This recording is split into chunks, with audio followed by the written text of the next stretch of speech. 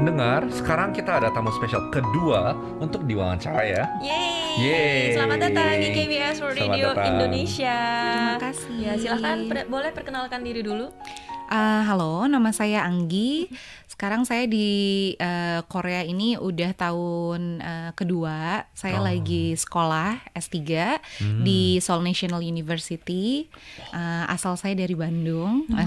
Dulu saya 2012 sampai 2014 juga sekolah di sini S2.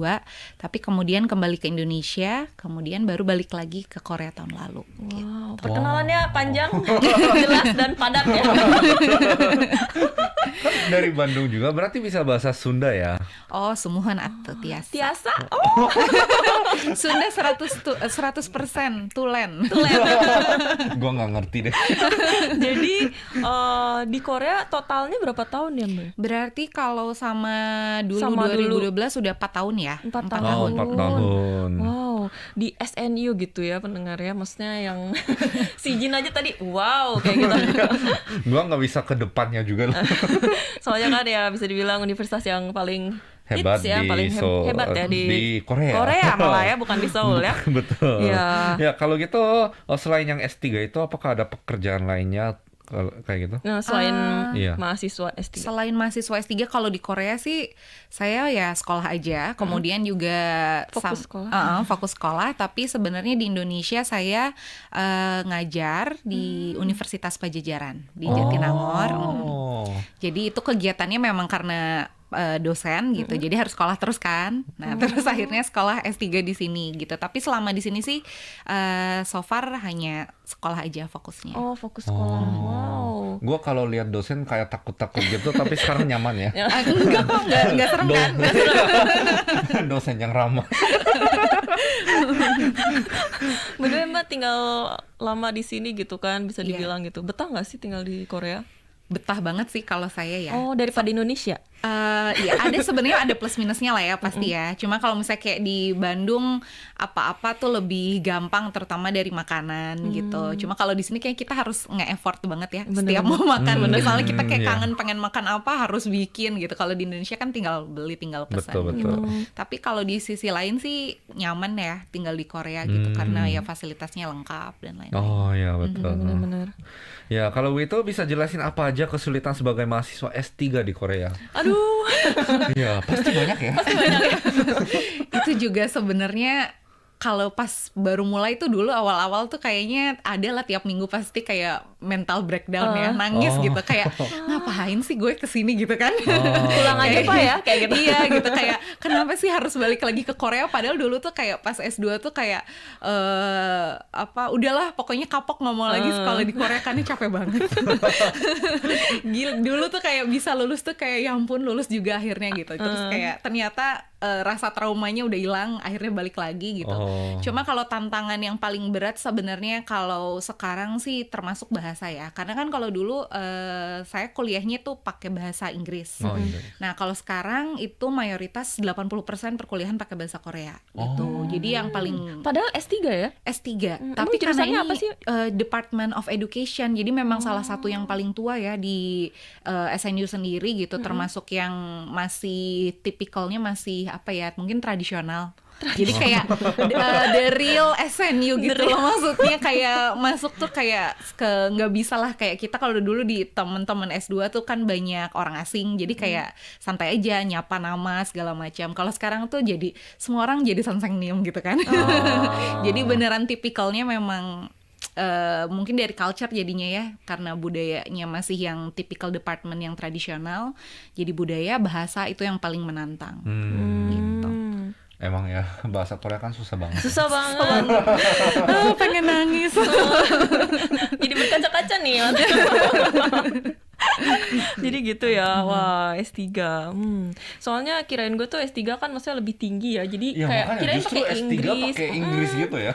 Sebenarnya kalau nulis papernya iya. Jadi kayak profesorku tuh kayak gimana produktif banget, jadi selalu kayak risetnya pasti publishnya dalam bahasa Korea. Tapi ketika kita lagi meeting, dalam proses riset, kemudian di iya, iya. kelas gitu, semua dalam bahasa Korea gitu. Ada sih kuliah sekarang tiap semester 1 mata kuliah bahasa Inggris, lumayan lah ya, daripada nggak ada sama nggak ada. sekali. Gitu. Oh gitu. Kalau misalnya ini kan masalah ya udah pernah berarti kan mengalami kuliah di Indonesia, cuma kuliah di sini gitu. Perbandingannya gimana?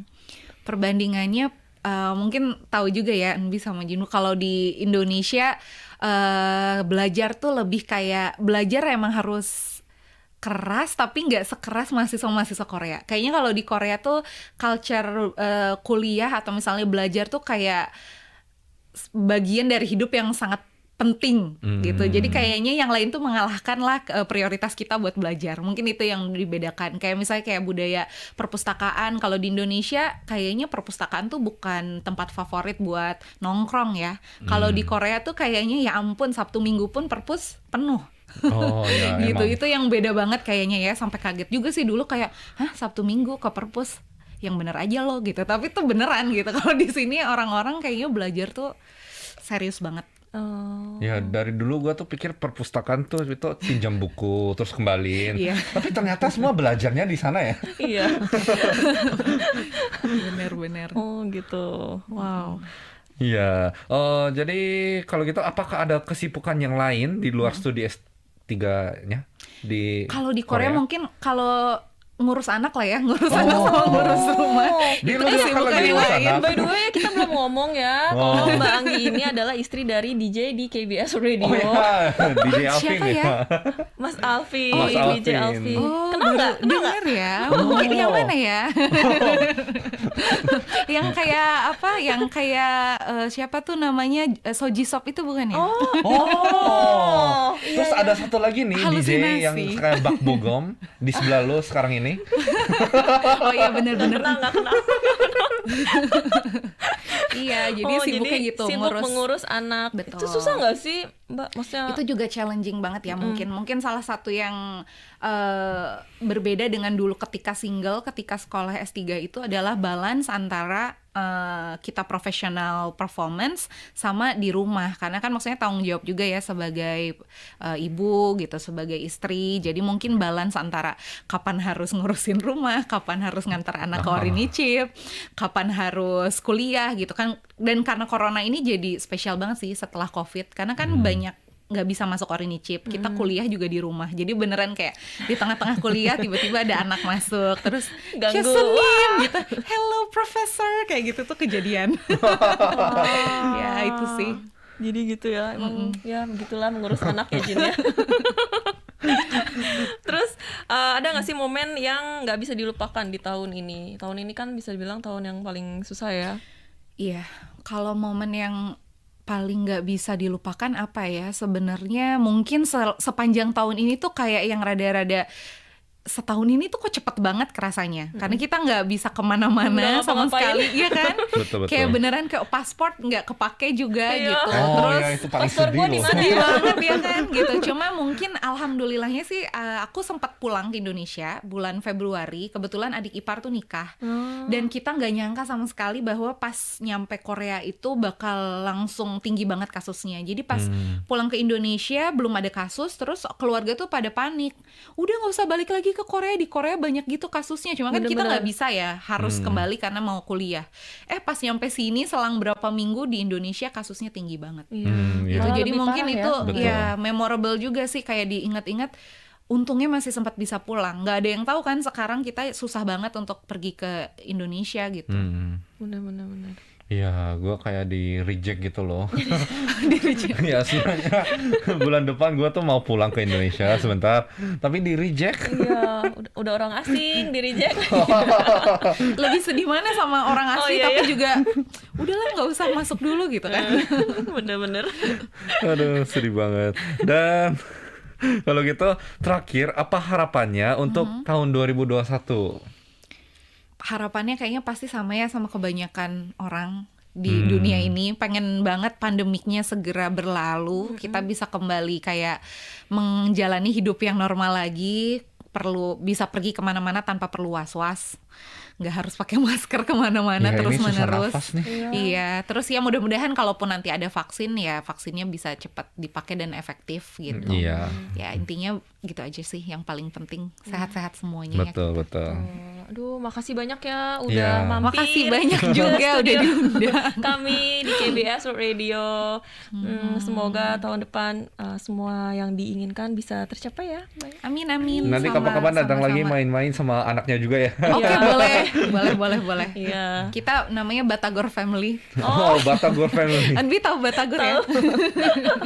Oke. Makasih Ya, ya. kalau gitu ya, makasih. makasih. Dadah. Dadah.